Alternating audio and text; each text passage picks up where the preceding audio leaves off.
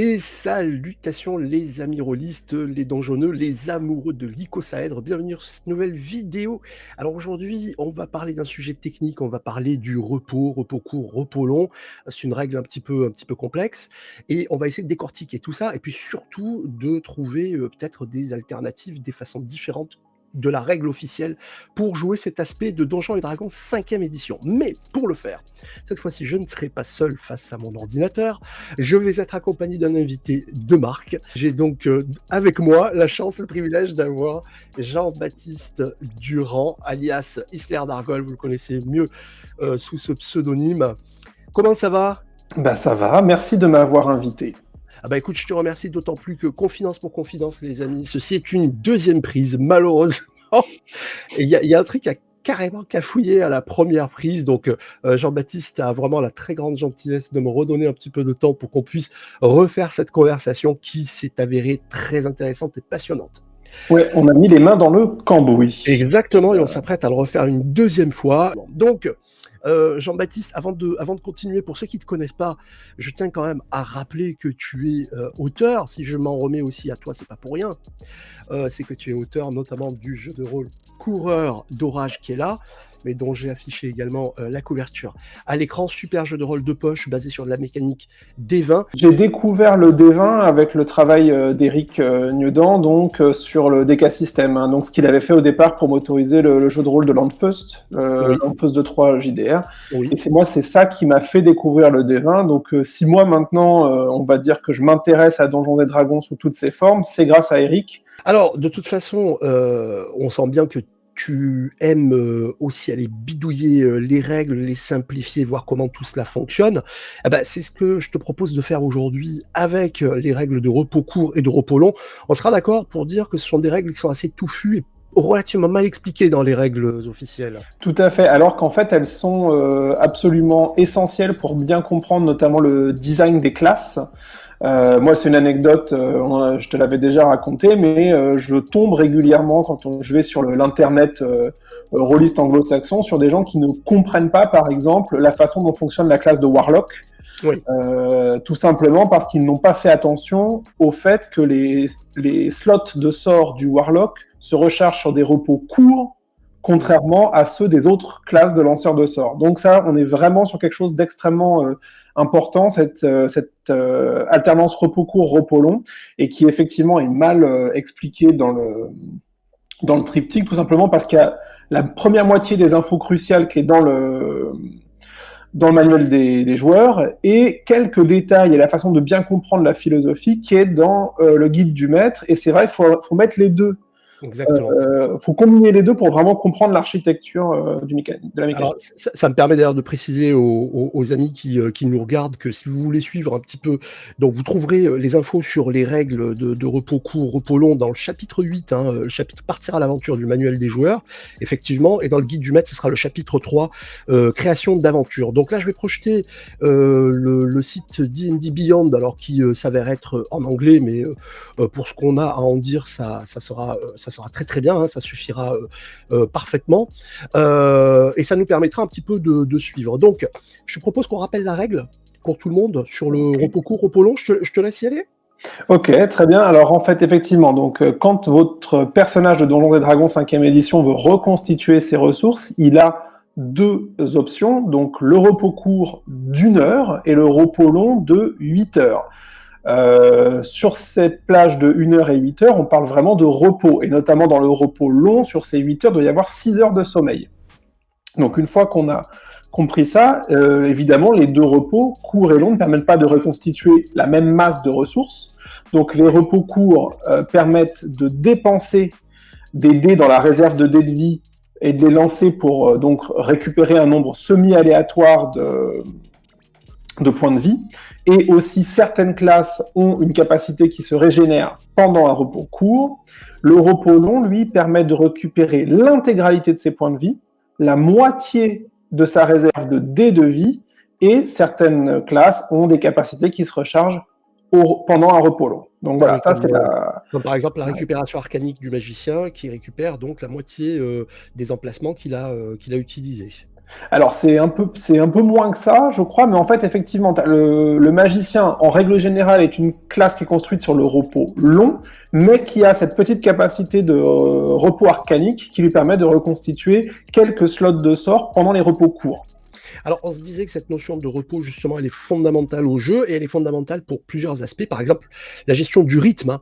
On se disait que, effectivement, une des difficultés des meneurs à D&D 5, c'est d'arriver à doser la quantité de dangers, de rencontres à proposer, à opposer aux aventuriers, de telle façon que les aventuriers aient utilisé une partie de leurs ressources, mais pas trop non plus, pour que l'opposition soit encore jouable, si j'ose dire. Oui, tout à fait. Il y a beaucoup d'anecdotes boss de fin de campagne qui se fait fumer en un tour et demi, tout simplement parce que les personnages sont arrivés frais comme des gardons face à lui, que le joueur, le meneur de jeu, naïvement, s'est dit, bon, bah voilà, ça va être une rencontre deadly et ça va faire un beau combat, sauf que ça fait pas du tout un bon combat parce qu'une rencontre deadly juste après un repos long, elle est pas deadly du tout, sauf Oui. grosse malchance au dé. Elle devient deadly une fois que les joueurs ont épuisé un certain nombre de ressources. Et oui, parce que il faut donc rappeler que les maîtres de jeu peuvent construire leurs rencontres, hein, les différentes oppositions, que ce soit des pièges, et cetera, en s'appuyant, par exemple, sur un budget. Tout ça, c'est expliqué dans le guide du maître, hein, justement, toujours dans ce chapitre 3, création d'aventure, où on a les différentes catégories de rencontres. On va croiser donc le niveau moyen du groupe avec le type de rencontre que l'on va créer, que l'on veut proposer, et du coup ça va proposer en fait une sorte de budget en XP que le maître de jeu va pouvoir utiliser pour confectionner sa rencontre. Et donc Deadly, c'est une rencontre dans laquelle, est-ce que c'est une rencontre où forcément il va y avoir des morts? Non, et bien justement, et là on retrouve aussi un des problèmes de la 5e, c'est-à-dire qu'elle a été entièrement écrite avec ce qu'ils ont appelé le langage naturel. Donc la rencontre Deadly, donc que nous on traduirait par mortel, donc qui dans l'esprit, je pense, de pas mal de rôlistes, c'est une rencontre qui peut potentiellement balayer tout le groupe, donc le fameux TPK, Total Party Kill, sauf qu'en fait non, la rencontre Deadly représente un tiers du budget de l'Aventuring Day, donc de la journée d'aventure.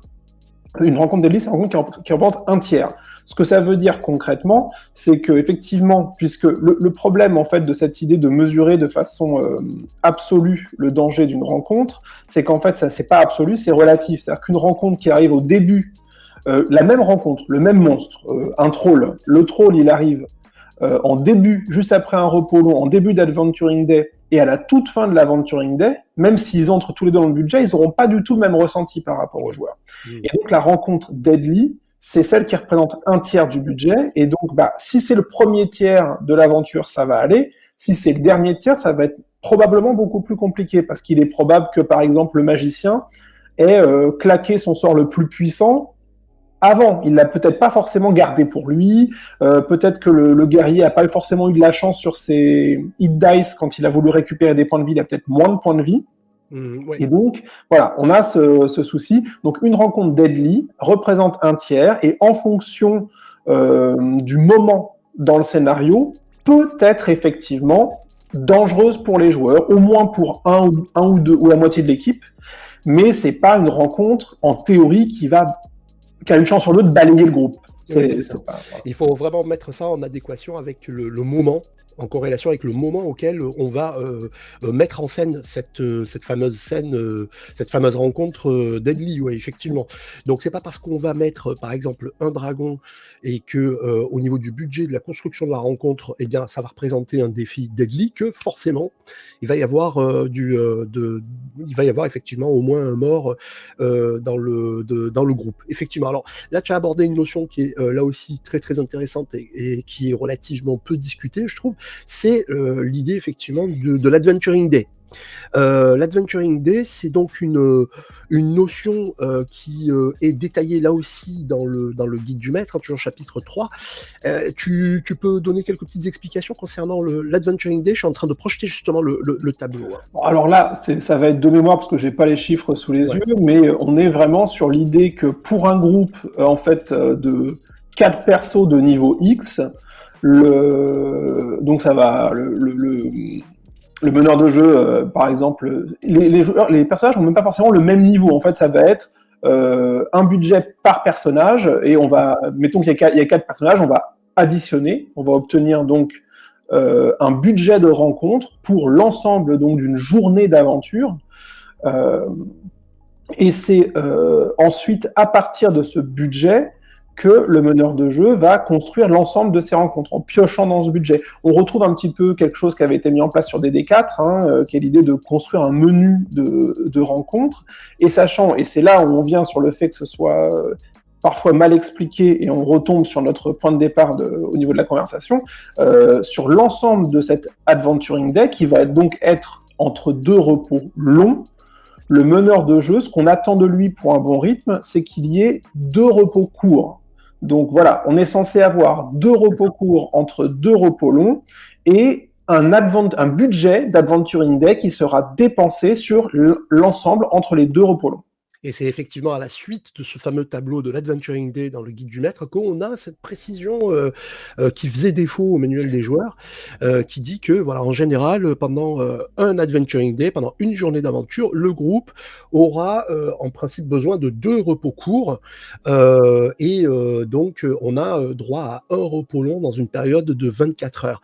Donc si on prend un petit exemple rapide, là par exemple j'ai le tableau devant sous les yeux, pour un groupe, admettons 4 personnages de niveau 1, donc on a un Adventuring Day de 300.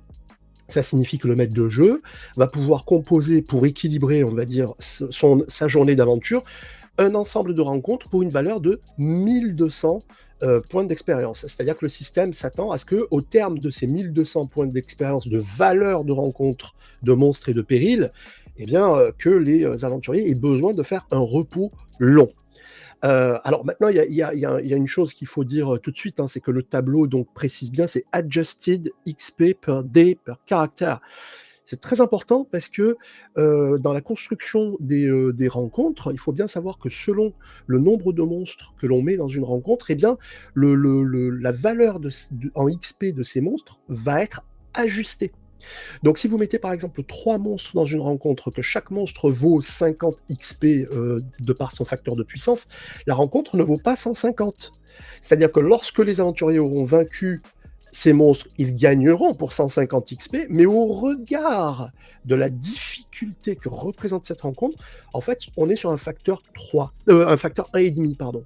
C'est-à-dire que ces 150 XP, il va falloir les multiplier par 1,5, ce qui va nous donner 225, comme ça, là, 225 XP, et ça, c'est 225 pour calculer la difficulté de cette rencontre. Donc, c'est très important de faire la distinction entre point d'expérience de rencontre et point d'expérience ajusté.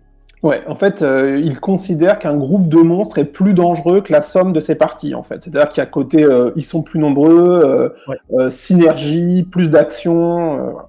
C'est ça. Et puis, ne pas oublier le fait que le maître de jeu lancera toujours plus de dés que les joueurs. Donc il y a voilà, en tant que MJ, je peux envoyer autant de gobelins, d'orques, etc. Ça me fait autant d'opportunités de faire des 20 nets qui passent quel que soit la phase. Et notamment ce qui à tout petit niveau peut avoir des conséquences absolument dramatiques, parce qu'il y a ce fameux seuil de mort instantanée qui fait qu'un critique sur un coup de hache d'orque, ça peut envoyer direct un personnage à la poubelle. Voilà. Et oui, parce qu'on rappelle qu'un personnage dans les règles officielles meurt lorsque, en un seul coup, il tombe à moins son score de constitution. Donc à ce moment-là, il y a même pas son nombre de points de vie max. Je confonds avec une règle maison que j'avais mise en place à un moment donné. Oui, son nombre de points de vie max, et tu as raison. Donc en moyenne, pour un perso niveau 1, on est quoi, aux alentours des 10, 12 points à peu près pour un combattant, mais un mage qui va se retrouver généralement avec 7 points de vie, ça veut dire que s'il encaisse net 14, il est mort, sachant qu'un orc de base tape à un des 12 plus 5 ou quelque chose comme ça. Comme ça. Je ne sais plus à combien, mais c'est... Voilà. Tu peux y rester en un coup, effectivement. Voilà, c'est ça. Ouais, tout à fait. Ok, écoute, moi je pense que déjà, là, c'est intéressant de démêler tout ça. Maintenant, il y a peut-être des façons différentes de jouer cette règle du repos court, du repos long, parce que la difficulté à laquelle on peut se poser, je trouve qu'elle est d'un ordre déjà, entre guillemets, narratif. C'est-à-dire qu'il faut se dire que il va falloir que dans ce donjon, les aventuriers, à un moment donné, ils s'arrêtent s'arrêtent et qui se reposent pendant 1 heure alors qu'ils sont dans des ruines ou dans un temple maléfique. Ça semble complètement incohérent. Bah, alors, déjà, je pense qu'il y a, en fait, tu as tout de suite abordé un sujet qui est important. Il faut bien, à mon avis, avoir conscience que tout ce concept d'Adventuring Day, de budget, est pensé pour une pratique qui est centrée sur le dungeon crawl. Hein. Voilà, on va pas se mentir, ça fait sens dans une pratique dungeon crawl. Par rapport à ce qui est de la narration, en fait, on retrouve cette espèce d'idée qu'on retrouvait dans les vieux DD, dans la pratique des années 80, qui est que l'exploration d'un donjon, c'est quelque chose, c'est à mi-chemin entre la conquête d'un territoire, c'est-à-dire qu'on va commencer à explorer et éventuellement sécuriser des zones dans lesquelles on pourra ensuite éventuellement se reposer en bloquant des portes ou des choses comme ça. Et donc c'est à mi-chemin entre la conquête de territoire et à mi-chemin entre un cambriolage, c'est-à-dire un espèce de run pour être le plus discret possible, pour pouvoir avoir éventuellement des endroits où on peut passer inaperçu, sachant que plus longtemps on reste, moins on est dans une zone de confort, parce qu'en fait, les ressources s'épuisent, on a de moins en moins de torches, on a de moins en moins de rations, les potions de soins disparaissent, et voilà. Donc, il y a... Et c'est vrai qu'à l'époque, donc les modules, on parlait de modules, étaient construits sur une progression au fur et à mesure qu'on descendait de plus en plus profondément dans le donjon. Au fur et à mesure, on s'appropriait des zones dans lesquelles on pouvait se retrancher. Jusqu'à ce qu'enfin on puisse atteindre par exemple la téléportation, ce qui du coup ouvrait une nouvelle phase du jeu, puisqu'à partir du moment où on peut se téléporter en lieu sûr à l'extérieur du donjon, il était possible d'aller ressusciter les copains tombés, etc. Et de revenir à l'endroit où on était. En quelque sorte, c'était un petit peu presque la sauvegarde de donjon. Mais avant même la téléportation, mais oui, c'est clairement une mécanique qu'on a retrouvée dans le jeu vidéo, mais avant même la sauvegarde, on en parlait aussi, il y a ces fameux sorts, notamment la Tiny Hut de Leomund et le Rope Trick. Donc le Rope Trick qui est typiquement en fait le sort pour aller prendre un repos court sans aucun risque, et le Tiny Hut qui est le sort pour aller prendre un repos long sans aucun risque, et qui sont en fait c'est un échange en fait. Le magicien, en tout cas le lanceur de sorts, va bloquer ses sorts, ses slots de sorts, pour permettre à l'ensemble de l'équipe d'avoir un repos safe, même dans des circonstances extrêmes. Donc c'est un échange, mais ça permet de maximiser la consommation de ressources. Ce qui nous permet de reboucler avec le début de notre conversation, dans la mesure où globalement D&D, même 5, a gardé une grosse part de son ADN de dungeon crawling, et les maîtres de jeu actuels pensant de plus en plus de scénarios qui sont hors crawling, eh bien on se retrouve avec cette difficulté d'avoir des personnages qui sont toujours à full, qui ont toujours l'ensemble de leurs capacités, parce qu'on n'a pas réussi à mettre en place l'attrition. Tout à fait, c'est dépenser leurs ressources. Oui, parce qu'en fait, comme on est... mais ça, je pense qu'il y a aussi un truc très culturel dans le fait que nous, on joue à l'européenne, on va dire, avec effectivement peut-être moins de dungeon crawl que les Américains. C'est-à-dire qu'effectivement, on prévoit des intrigues, du roleplay, éventuellement des tests de compétences et des choses comme ça. Et au moment où on prévoit une grosse baston qui pour nous fait sens, en fait, l'équipe de joueurs, elle n'a pas du tout entamé son budget son Adventuring Day, ils sont frais comme des gardons, et donc évidemment ils roulent sur l'opposition alors qu'on a suivi les règles de création de combat en fait. C'est ça, et effectivement, moi j'ai vu un MJ il n'y a pas très longtemps avec lequel on discutait, qui me disait que voilà, il était un petit peu frustré de voir qu'il n'arrivait pas à mettre de l'opposition. Alors ajoute à ça le fait que beaucoup de MJ continuent de distribuer, entre guillemets, des objets magiques, comme on le faisait dans les éditions précédentes, alors que toute la philosophie de la magie, des objets magiques dans D&D 5 est différente, mais ça sera un autre sujet. On en parlera. Oui, tout à fait. Ouais. On abordera le sujet, c'est passionnant aussi, mais c'est un autre sujet. Donc du coup, on se retrouve avec des scénars qui sont beaucoup plus roleplay, mais alors du coup, comment pallier moi je trouve cette espèce peut-être d'incompatibilité entre le système d'attrition tel qu'il est prévu aujourd'hui et l'envie de faire des scénarios où il n'y a pas beaucoup de bastons. Il n'y a pas de mystère, il faut charger la mule. C'est-à-dire qu'il faut des combats qui prennent plus de points dans l'Adventuring Day, en fait. C'est-à-dire il faut dépasser la limite du deadly. Il faut envisager des combats qui vont d'un seul coup faire peut-être même la moitié du budget au lieu d'un tiers. Mais là, on commence à entrer dans à vos risques et périls, puisqu'en fait, Ouais. on se retrouve avec des gros combats. Donc, encore une fois, des combats qui vont être aussi plus longs, avec plus de monstres, ou avec des monstres beaucoup plus puissants.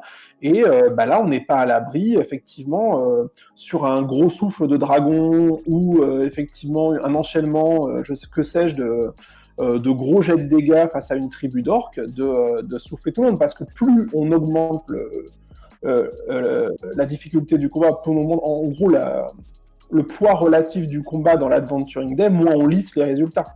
Voilà, Et oui, c'est ça. moins les joueurs ont de contrôle sur leur récupération, C'est puisque ça. par définition, ils ne pourront pas mettre un petit repos court entre deux combats. Ceci dit, malgré tout ça, on peut quand même considérer qu'il y a effectivement, il y a des alternatives, des possibilités de jouer, selon les règles. Mais si effectivement on est un maître de jeu qui ne fait pas dans le crawling, qui fait plus, des scénarios, voilà, sociaux avec moins de combats que ce qui est prévu, parce que rappelons-le quand même, je crois qu'en moyenne, il prévoit qu'un groupe est censé, heu passer, entre 4 et 6 rencontres, de difficulté moyenne. Normalement, c'est comme ça que c'est pensé. Sauf que, bah, tous les maîtres de jeu ne placent pas évidemment 4 à 6 rencontres, de combat, Alors déjà, et toi tu fais bien de le préciser, alors je crois que c'est 6-8, c'est même encore plus que ça. oui, j'avais un doute, oui. 6-8, mais c'est 6-8, et le point qu'oublient toujours les gens, c'est 6-8, comme tu l'as dit très bien, de difficulté moyenne. Moyenne.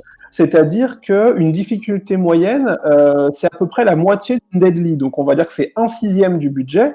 Donc effectivement, on en revient toujours à dépenser le budget, mais sur des plus petits affrontements, des plus petites escarmouches. Et en fait, faut toujours le meneur de jeu peut toujours se dire que plutôt que de faire 2 combats moyens, il peut faire un combat deadly. Et Ouais. donc, on peut se retrouver, au lieu d'avoir un 6-8, on peut se retrouver avec un 3-4 combat, sauf qu'on aura quasiment que du deadly.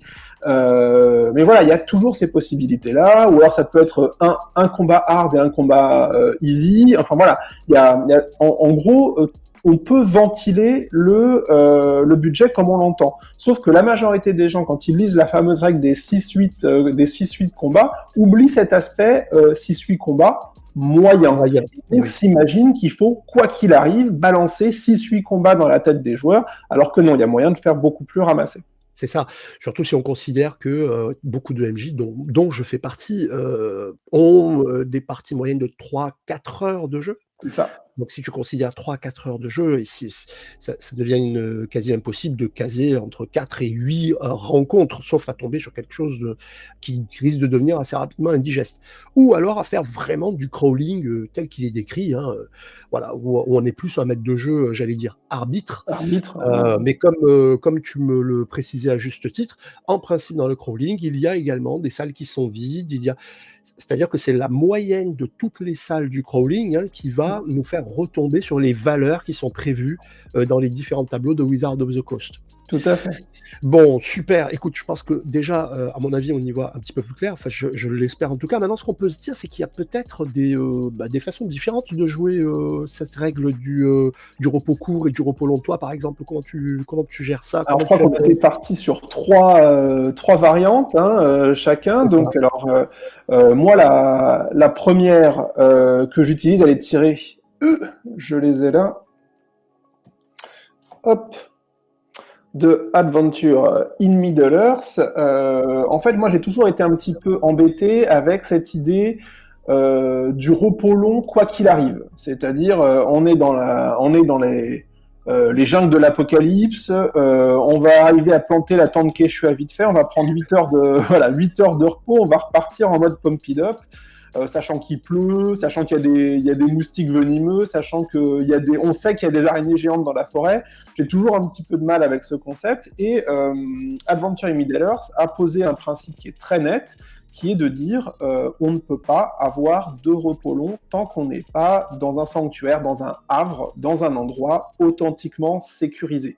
Alors un endroit authentiquement sécurisé, ça peut être une ville, ça peut être un endroit secret, perdu, on parle de Adventure in Middle-earth, donc je vais prendre des termes liés à la Terre du Milieu, par exemple la cache d'un groupe de Dunedain, mais ça peut être aussi, par exemple, Fond de Combe, ça peut être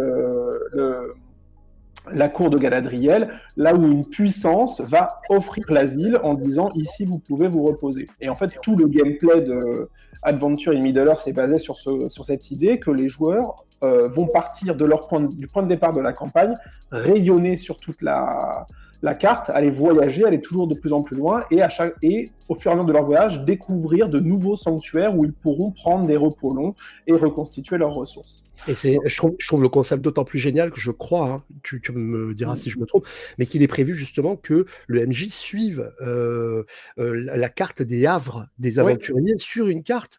Donc c'est génial parce que si le groupe est amené à repasser par exemple sur un vieux chemin qu'il a emprunté 3 ans auparavant, eh bien hop, ils auront gardé en mémoire que telle ferme en ruine, ça avait été un havre, donc ils vont peut-être y retourner.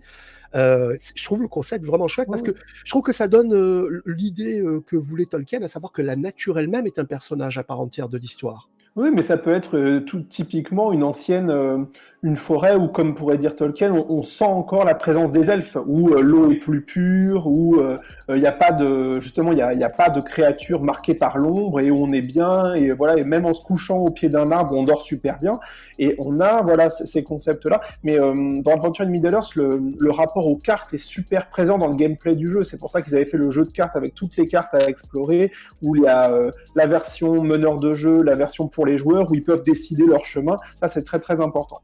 Et ouais, effectivement.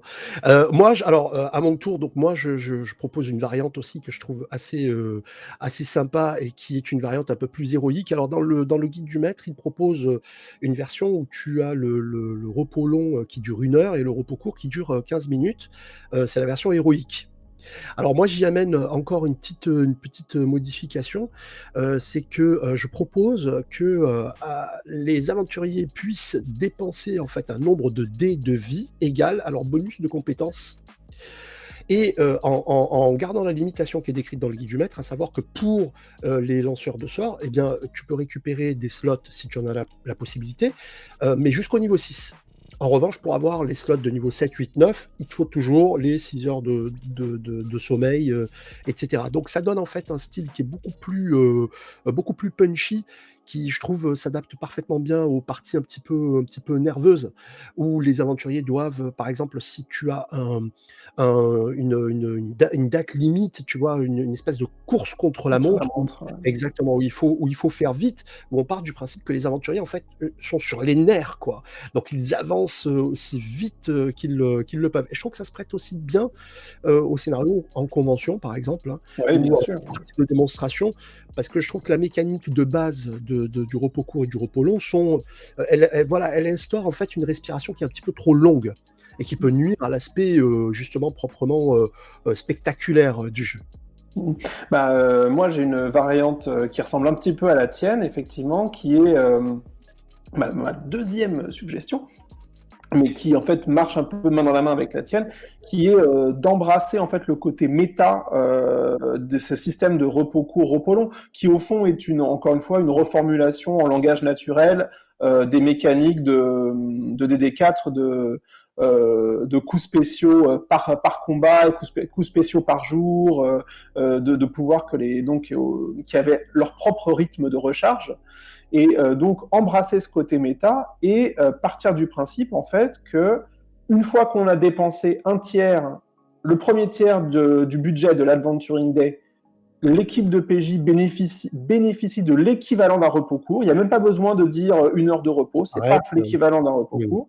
Ouais. On dépense le deuxième tiers du budget, rebelote l'équivalent d'un repos court, et quand on dépense l'équivalent, on dépense, je vais y arriver, le dernier tiers du budget, équivalent d'un repos long. Donc on a bien le Adventuring Day qui est parfaitement reconstitué, avec donc l'intégralité, 2 repos courts entre 2 repos longs. Donc on est vraiment sur le rythme qui a été voulu par Wizards of the Coast. Par contre, on s'embête plus du tout avec la versimilitude, c'est-à-dire que c'est plus crédible, enfin d'un point de vue purement narratif, on est sur quelque chose qui est vraiment en fait ils n'ont pas besoin de s'arrêter. On est donc cette espèce de course contre la montre, on la retrouve un petit peu comme avec ta variante. Et oui, tu vois, par exemple, j'ai en mémoire Dragon Heist, la campagne Dragon Heist qui se passe au profond de le premier chapitre, où les aventuriers sont obligés de foncer dans les égouts d'eau profonde pour remonter la piste de gars qui ont enlevé un PNJ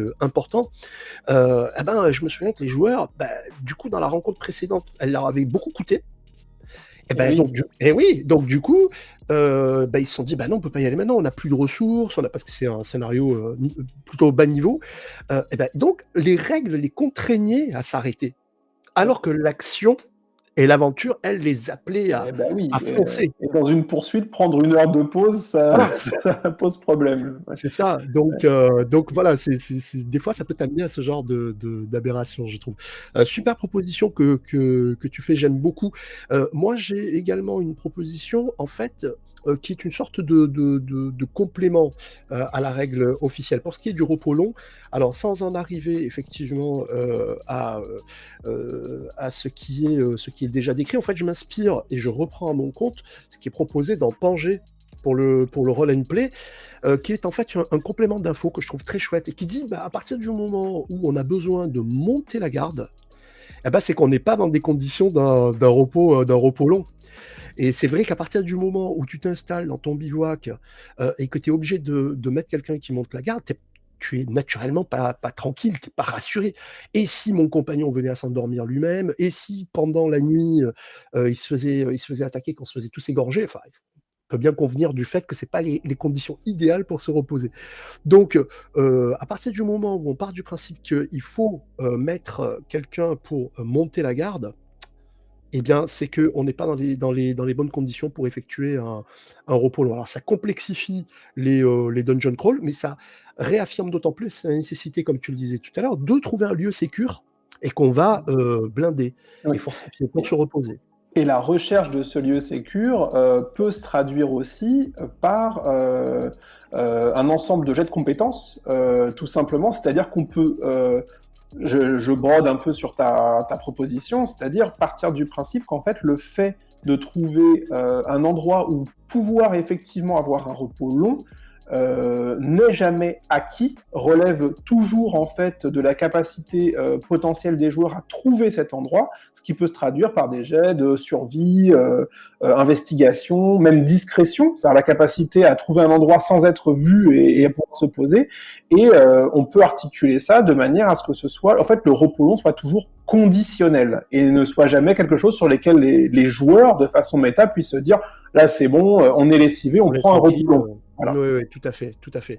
Non, c'est effectivement, je trouve que c'est vraiment chouette et ça redonne vraiment son sens à cette mécanique de règles qui est indispensable. Alors, il y aurait encore d'autres choses. J'ai une troisième proposition. J'ai pas pris ta troisième, mais vas-y, je t'en prie. On m'empêche de m'exprimer.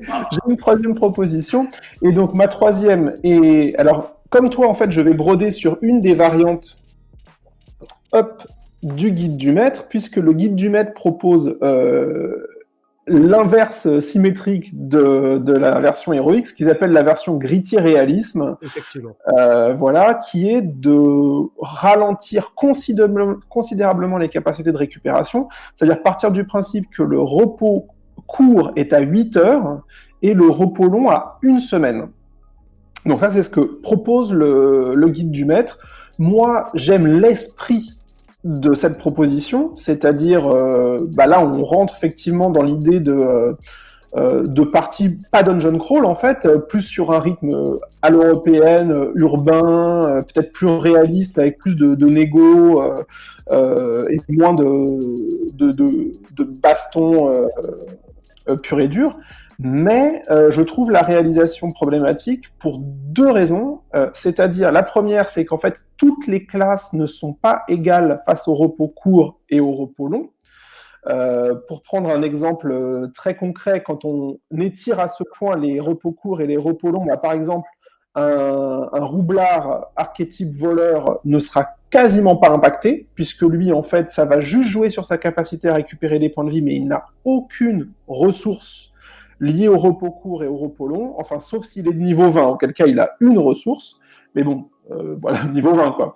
Donc avant, ça ne l'impacte absolument pas, alors qu'à l'inverse, une classe comme l'ensorceleur, le sorcereur, est entièrement dépendant des repos longs. Il n'a aucun autre moyen de reconstituer ni ses sorts, ni ses points de métamagie. Donc s'il n'a pas de repos long, en gros, il a ce qu'il a au début du scénario, et s'il ne peut pas prendre 7 jours de congé, il peut Et basta. Oui. voilà. Donc, quand on commence à décaler comme ça les repos courts et les repos longs, il faut s'assurer. Donc, première chose, en fait, je vais proposer une variante de variante. Première chose, s'assurer que les classes des PJ autour de la table sont à peu près sur le même rythme. Et deuxièmement, moi, ce que je préfère, je trouve que quand même 8 heures, une semaine, c'est un peu rude. Ouais. Moi, ce que je préfère, c'est 3 heures le repos court, 24 heures le repos long. On garde le ratio 1,8 du 1 heure, 8 heures, donc ça devient 3 heures, 24 heures, et ça donne un ton quand même plus lent, parce que 3 heures pour un repos court, on est quasiment sur une demi-journée, donc on imagine bien effectivement le groupe d'aventuriers se poser, et 24 heures pour un repos long, ça veut dire un vrai bivouac, c'est-à-dire une nuit plus la journée qui suit. C'est ça. Donc là, on est vraiment sur une idée on reconstitue ses forces. Non, mais effectivement, en tout cas, ça peut coller à un type de scénario, d'ambiance qu'on veut poser, et ça peut donner effectivement des idées aux MJ qui nous écoutent pour gérer cet aspect qui est quand même éminemment complexe, quoi. Bon, bah, écoute, super, super. Franchement, je trouve ça absolument passionnant. J'espère que les MJ qui nous ont écoutés y auront trouvé leur compte. Je pense qu'on sera amené à se revoir. Bah, j'espère, parce qu'effectivement, moi, je suis d'accord pour dire c'est intéressant. Alors, ça peut paraître un peu, voilà, un petit peu bidouille, clé à molette, effectivement, main dans le cambouis. Mais moi, c'est des conseils. J'aurais vraiment aimé qu'on me les donne quand j'ai commencé à découvrir la cinquième. Parce Et que oui. moi, c'est des notions que je trouve qui sont pas du tout évidentes dans le triptyque, en tout cas, qui te sautent pas aux yeux. Et j'aurais aimé que quelqu'un me passe ce métier, ce savoir, pour me dire, alors voilà, en fait, c'est comme ça que ça se goupille. Et je trouve que c'est vraiment hyper intéressant. Et en France, je trouve qu'on n'a pas beaucoup de chaînes YouTube où ça parle vraiment bricole comme ça. Et c'est une super initiative de ta part d'avoir lancé ce type de sujet. Ah bah, écoute, en tout cas, merci à toi de t'y prêter. On sera amené à se revoir pour parler de plein d'autres sujets parce qu'on en a plein, notre musette, pour, passer, en revue différents aspects du jeu, que ce soit les compétences, l'initiative, les jets de sauvegarde, enfin tout plein de choses. Donc n'hésitez pas, vous aussi, si vous avez, une façon bien à vous de gérer repos court, repos long, n'hésitez pas à commenter cette vidéo. N'hésitez pas aussi à nous laisser votre avis sur ce que vous inspirent nos propositions. En attendant, je vous souhaite en tout cas de très, très bonnes parties, de jeux de rôle. Prenez soin de vous. Jean-Baptiste, merci beaucoup. Avec plaisir. Merci à toi, Wari, et merci pour l'invitation. Et puis, bonne partie pour toute ta communauté YouTube. Merci beaucoup et je vous dis à très bientôt les rôlistes. À ciao, bye bye.